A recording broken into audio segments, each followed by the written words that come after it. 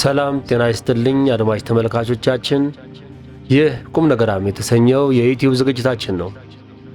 ለዛሬ አሳፍ ኃይሉ የሐጂ ሙፍቲ የሚያስቀና ህልፈት በሚል ርዕስ ስር ያሰፈረውን እንደሚከተለው እናቀርብላችኋለን። በቅድሚያ በሐጂ ሙፍቲ ህልፈት ምክንያት የተሰማንን ጥልቅ ሐዘን ለመግለጽ እንወዳለን። ከእርሳቸው ምን አየን? ምንስ እንማር? የሐጂ ሙፍቲ ዑመር ኢድሪስ ሞት የኢትዮጵያ እስልምና እምነት ተከታዮች ሐዘን ብቻ ሳይሆን የመላው ኢትዮጵያውያን ሐዘን ነው። በመልካም መካሪ አባት የሚያዝኑ ሰብአዊ ሰዎች ሁሉ በሐጂ ሙፍቲ ህልፈት ማዘናቸው አይቀርም። እጅግ ርኅሩህ ልብና አንደበት፣ የረጋና ራሱን በፈጣሪ ፊት ዝቅ ያደረገ ደግ አባት ምሳሌያችን ነበሩ። ሁሉንም የሰው ልጅና ሁሉንም እምነት ተከታይ የሚያከብሩበት እዝነትና ቅንነት የሞላበት መንገድ እኛም ሁላችንም እስልምናን እምነት በበጎ እንድንመለከትና እንድናከብር በእጅጉ የገፋፋ ነበር። በመንግሥቱ ባለሥልጣኖች የተመረጡና የተወደዱ ሆነው ሳለ እርሳቸው ግን የባለሥልጣኖች ልሳንና አገልጋይ መሆንን ሳይሆን የታላቁ ፈጣሪያቸው አገልጋይና የሀገር መካሪ ዘካሪ፣ የእኛ የልጆቻቸው የኢትዮጵያውያን ሁሉ አጽናኝና አይዟችሁ ባይ መሆንን የመረጡ የህሊና ሰው፣ የበቁ የዚህችን ዓለም ብልጭልጭ የናቁ ሰብር ያደረጉ የሰከኑ የሁላችን አባት ነበሩ። እርሳቸውን ስናይ የሚታየን የመልካም ሙስሊሙ ገጽታ ነው። ሰላም ነው፣ እርቅ ነው፣ መቻቻል ነው፣ መዋደድ፣ መተሳሰብ ነው።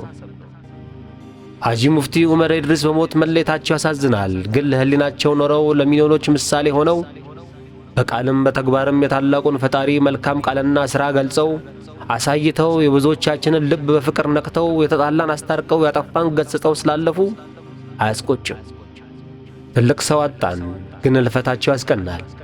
ግዴታቸውን በግርማ ሞገስ ፈጽመው ስለኛ አልቅሰው ጸልየው ልሳናቸው እስኪዘጋ መልካሙን ሁሉ ቃል ተናግረው ፈጣሪያቸው አሳረፋቸው። ዘላለማዊውን የጀነት ውብ ስፍራ ይሰጣቸው ዘንድ ምኞቴ ነው። ፈጣሪ በጀነቱ ያኑራቸው። ስለ ሐጂ ሙፍቲ ዑመር ኢድሪስ ሳስብ እርሳቸውን አብዝተን እንድንወድ ያደረገን ነገር ምንድን ነው? ከእርሳቸው ላይ የምንወዳቸው ልባችንን የገዙት ነገሮችስ ምንድን ናቸው ብዬ እንድጠይቅ ያደርገኛል እና ብዙ መልሶች ያገኛለሁ። ከእነዚህ ሁሉ ገዝፎ የሚመጣብኝ ሐጂ ሙፍቲን እንድወዳቸው የሆንበት ምክንያት የሚመስለኝ ግን እርሳቸው እውነተኛውን የእስልምናን የመልካምነት ገጽታ በተግባር ገልጠው ያሳዩን ስለሆኑ ይመስለኛል። እስልምና የሰላም፣ የፍቅር፣ የደግነት፣ የእዝነት፣ ለሁሉም ፍጡራን ለሀገር የማሰብ፣ የእርጋታ፣ የስክነት፣ ያለመታበይ የህሊና ሃይማኖት መሆኑን እርሳቸው በማይታበል ሁኔታ አይኖቻችንን ብቻ ሳይሆን ልባችንን ከፍተው ስላሳዩን ባየነው ነገር ተገዛን። ሐጂ ሙፍቲ በፍቅርና በህሊናቸው ኃይል የእስልምናን እውነተኛ ፊት አሳይተው ከቤተ እምነቶች አጥር ባሻገር ያለውን የፈጣሪን ቅድስና እንድናይ ስላደረጉን እንድናከብራቸው ሆነን።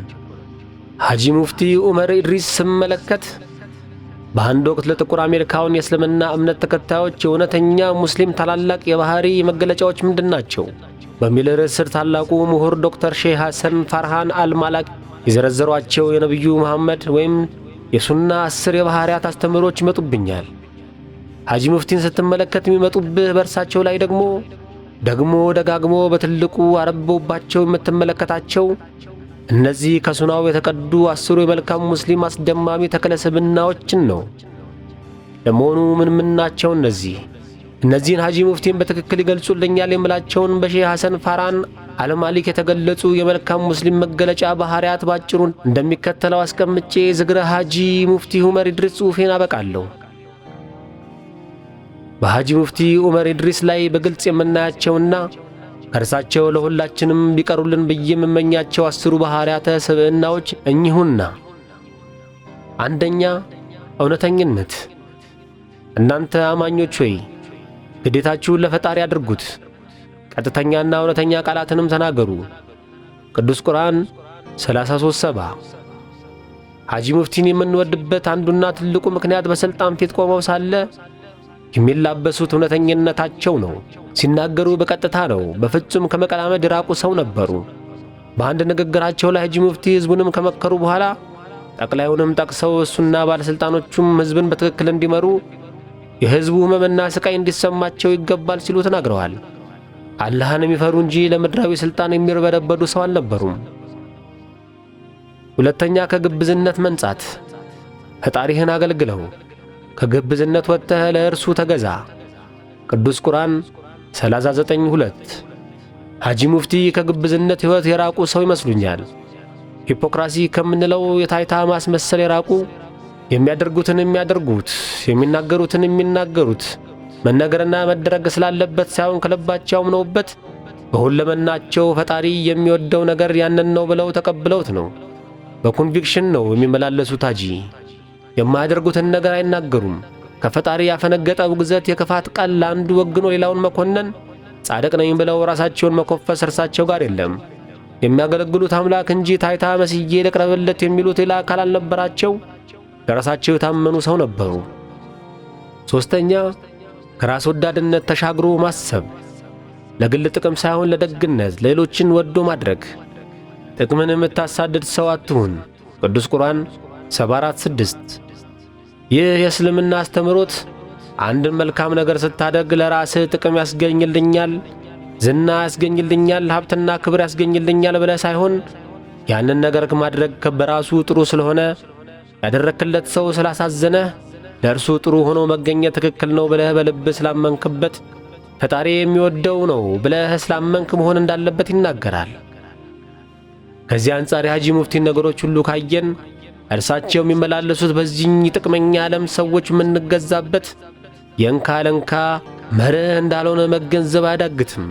የሚናገሩት ልወደድ ባይ ሆነው አይደለም፣ የኖሩትንና የሚኖሩትን እውነት ነው የሚናገሩት። የሚያደርጉትም ለሕዝባቸው ይጠቅማል ያሉትን ሁሉ ያለ እንቅልፍ በእንባ ጭምር ተሞልተው የሰጡ ደግ አባት ነበሩ። ጥቅምን ለራሳቸው ማግኘትን ሳይሆን ሌሎች መጥቀምን አስበው በጸጋ የተመላለሱ መልካም አባት መሆናቸው የብዙዎቻችንን ልብ በፍቅር የገዛ ነበር። አራተኛ፣ ራስን ዝቅ ማድረግ፣ አለመኮፈስ፣ ከብሪት መንጻት። የታላቁ ለጋስ አገልጋዮች በምድሪቱ ላይ የራሳቸውን ዝቅ አድርገው የሚመላለሱት ናቸው። ቅዱስ ቁርአን 25:63። ሐጂ ሙፍቲ ዑመር ኢድሪስ በየሄዱበት የምናያቸው ራሳቸውን እንደ ታላቅ የሃይማኖት መሪ ከፍ አድርገው ሳይሆን ተናንሰው ነው። ራሳቸውን በበዛ ትሕትና ዝቅ አድርገው ነው። አንደበታቸው ከማር የለሰለሰ፣ ንግግራቸው በአባታዊ ፍቅርና ትሕትና የተሞላ፣ ያሳደጋቸውን የሚኖሩበትን ማኅበረሰብ ፍቅርና ደህንነት፣ መልካምነት፣ ጨዋነት ያረሱ፣ ምስኪኑን ያልተዉ፣ ራሳቸውን ምስኪን ሆነው ፈጣሪን ፈርተው መመላለስን የመረጡ፣ ራሳቸውን ዝቅ በማድረግ የብዙዎቻችንን ልብ የነኩ፣ አርአያ ሰው የሆኑ፣ የሚገርሙ የተቀደሰ ምግባርን የተላበሱ ሰው ነበሩ። አምስተኛ፣ ትዕግሥተኝነት።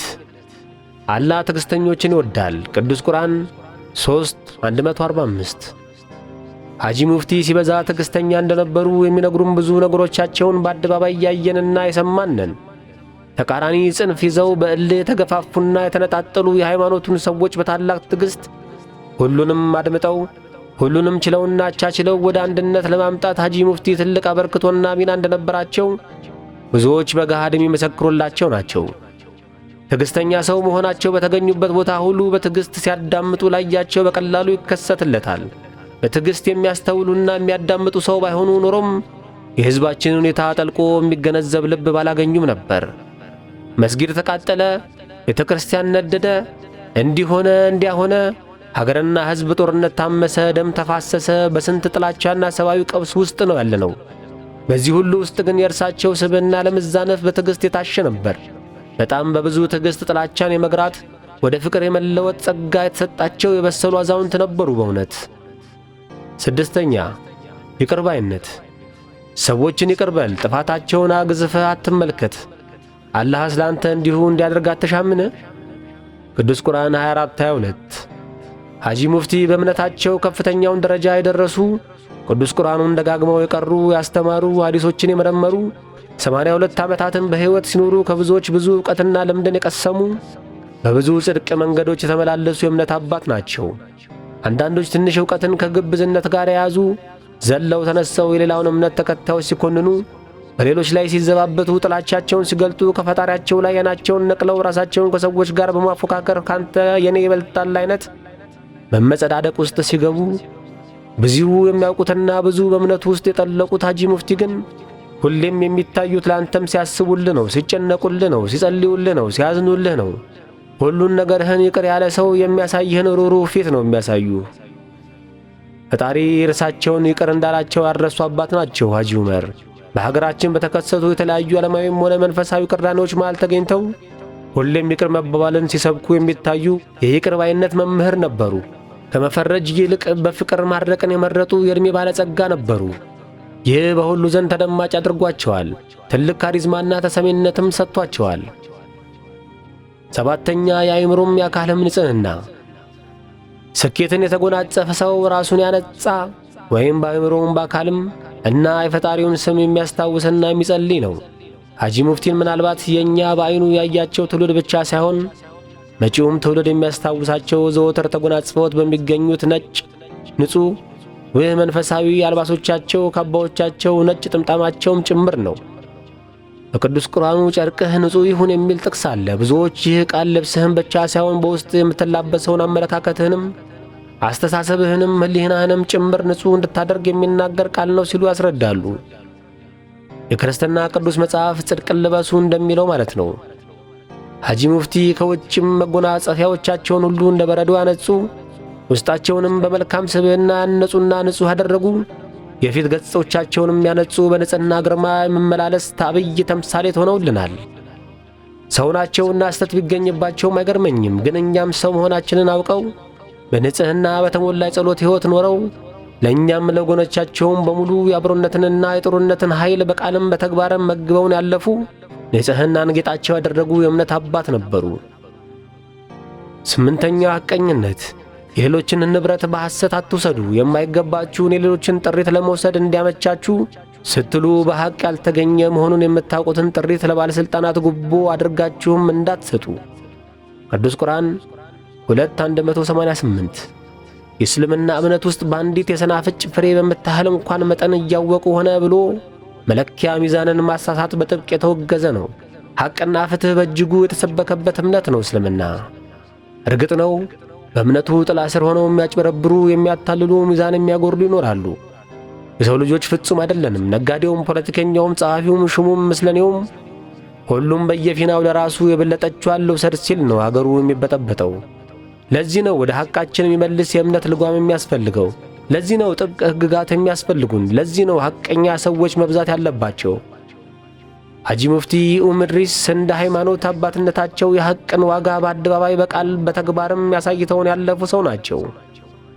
ቅድም እንዳልኩት ሕሊናቸውም አንደበታቸውም ለሐቅ ያዋሉ፣ እርስ በርስ በሐቅ እንድንኖር፣ አንዱ የሌላውን ሐቅ እንዳይነካ፣ እንዳያጠፋ፣ እንዳይዘርፍ ደጋግመው ያስተማሩ የሐቅ ሰው ነበሩ። ዘጠነኛ ለሌሎች ሩህሩህና ደግ መሆን። የገዛ እጆችህ ወደ ጥፋት እንዳይመሩ ለሌሎች መልካምን አድርግ። በእርግጠኝነት አላህ ለሌሎች መልካም የሚያደርጉትን ይወዳቸዋል። ቅዱስ ቁርአን 2:195 ሐጂ ሙፍቲ ዑመር ኢድሪስ በኢትዮጵያችን በተለይ የሁለቱን ትልልቅ እምነቶች የክርስትናና እስልምናን በጎ ግንኙነቶችና የእርስ በርስ መልካም ትውፊቶች በማጉላት ከክርስቲያኖች አልፈው ቤተ ክርስቲያኖች ለመስጊድ ማሰሪያ ገንዘብ ሲያዋጡ እንደሚያውቁ በመመስከር ሕዝበ ሙስሊሙ ለቤተ ክርስቲያን ማሰሪያ በፈቃዱ ገንዘቡን ከኪሱ አውጥቶ የሚለግስ የመልካም ስብዕናና የወገናዊነት ተምሳሌት መሆኑን ከሰፊ ልምዳቸው በማካፈል አንዳችን ለሌላችን ምንም የእምነት አጥር ሳይገድበን እንደ አንድ ሀገር ልጆች ቤተሰቦች በመሆናችን መልካምን ነገር እንድንተሳሰብ፣ በበጎነት እንድንያያዝ፣ በመልካም ልባችን እንድንገናኝ የቻሉትን ሁሉ የማይናቅ ጥረት ያደረጉ የትናንቱንም የወደፊቱንም የተመለከቱ እጅግ ዘመናዊና ቅን መልካም አሳቢም አድራጊም በመልካምነት ላይ የተመሠረተ የትውልድ ሞዴልን ቀርጸው ያለፉ መልካም አባት ነበሩ። አስረኛ ሌሎችን ማክበር፣ በሰዎች ቦታ ሆኖ ማሰብ። ከሰዎች ሰላምታ ሲቀርብልህ በአጸፋ የምትሰጠው ሰላምታ ከተሰጠህም የበለጠ ይሁን። ካልሆነም እኩሌታውን ሰላምታ አቅርብላቸው። ቅዱስ ቁርአን 4:86 ከእስልምና አስተምህሮት ውስጥ በጣም ከምወዳቸው ቃሎች መሃል ፈገግታ ዘካ ነው የሚለው ነው። በቃ ለሰው የምትሰጠው ሌላ ነገር እንኳ ባይኖርህ ፊትህን ሳታጨልም በክፉ ዓይን ሳትመለከት ግንባርህን ሳትከሰክስ ጥሩ ፈገግታ ከሰጠኸው ለሰው ያንን ፈጣሪ እንደ ምጽዋት ይቆጥርልሃል ይላል። ይደንቀኛል። እጅግም ወዶ አስተምሮ ነው። ይህንን አስተምሮ በአካል በአምሳል በሐጂ ሙፍቲ ዑመር ኢድሪስ ላይ በደማቁ ተስሎ ታየዋለህ። መልካም ፊት፣ በትሕትና የተሞላ ፊት፣ ያንተን ችግር፣ ያንተን ድካም፣ ያንተን ውጣ ውረድ በትክክል ውስጥህ ዘልቆ የተገነዘበ ሰው ፊት። ለአንተ ያዘነ የራራልህ በአንተ ቦታ ሆኖ ያንተን ሕመም እንደተሰማህ የሚያስታውቅ ፊት ነው የሚያሳዩ ሐጂ ሙፍቲ። በአጠቃላይ እርሳቸው መልካምነት ፊት ነበሩ። ሐጂ ሙፍቲ ዑመር ኢድሪስ was a good face of grace and kindness to all of us። ፈጣሪ እኚህን የአገር መልካም አባት የጥሩ ሰብአዊ ባሕርያት ወኪል የነበሩ በምግባራቸውም በሕሊናቸውም በመንፈሳዊ ሕይወታቸውም የላቁ የእስልምና እምነት አባት ፈጣሪ የተመረጠውን የጀነቱን ቦታ ይወፍቃቸው ዘንድ በድጋሚ እመኛለሁ። ለእኛ ወገኖቻቸው ደግሞ የበዛ መጽናናትን ይስጠን። የተቀደሰ መንገዳቸውን የምንከተል ያድርገን። የእርሳቸው የታነጸ ስብዕና የትውልድ መልካም አርአያ ሆኖ ይቆይልን። ሐጂ ሙፍቲ ዑመር ኢድሪስ አገኘናቸው፣ አጣናቸው፣ ስናስታውሳቸውም እንኖራለን። የመልካም ሰው ዝክሬን አበቃው። ሸጋ ጊዜ አሳፍ ኃይሉ